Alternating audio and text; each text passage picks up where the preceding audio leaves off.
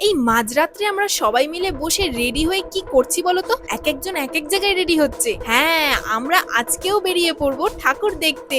আজ হচ্ছে অষ্টমী আর আজকে হচ্ছে রাত ১২টার সময় আমরা প্ল্যান করেছি যে সবাই মিলে ঠাকুর দেখতে যাব। আর দেখতেই পাচ্ছ ঘড়ির কাঁটায় এখন 11:30 কিন্তু বেজেই গেছে।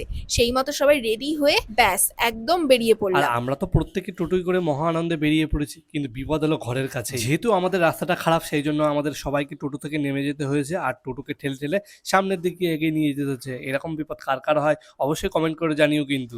আর বিপদ যে আমাদের পিছু ছাড়ে না সেটা আমরা কিন্তু সেই দিন খুব ভালো মতো টের পেয়েছি। তার কারণ একরাশ আশা নিয়ে আমরা আজকে বেরিয়েছিলাম রাত ১২টার সময় ঠাকুর দেখতে, কিন্তু জায়গায় পৌঁছতে না পৌঁছাতেই মাঝ রাস্তায় আমাদের পুলিশ আটকে দিল।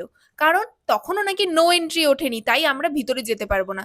ব্যাস আমাদের সবার হয়ে গেল মনটা খারাপ। কিন্তু আমরা তো ঠিক করেই নিলাম আমাদের কোনো পুলিশ আটকে রাখতে পারবে না, ঠাকুর আমরা দেখবই।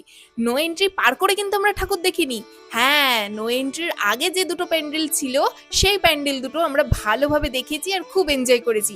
এটা হচ্ছে ফার্স্ট প্যান্ডেল। প্যান্ডেলটা দেখতেই পাচ্ছ খুব সুন্দর হয়েছে আর মার মুখটা তো একদম অসাধারণ। তো এই দুটো প্যান্ডেল কিন্তু আমরা খুব সুন্দরভাবে একদম ধীরে সুস্থে ফাঁকায় ফাঁকায় দেখেছি। তো আমরা কিন্তু ঠাকুর দেখতে একদম মিস করি। তো এর থেকে কিন্তু এটা ভালোই বোঝা যায় যে ইচ্ছে থাকলে কোনো কিছুই কিন্তু বাধা হয়ে দাঁড়ায় না। তো আমরা ঠাকুর দেখতে থাকি আর তোমরা কিন্তু আমাদের চ্যানেলটা সাবস্ক্রাইব করতে একদম ভুলো না। তো টাটা।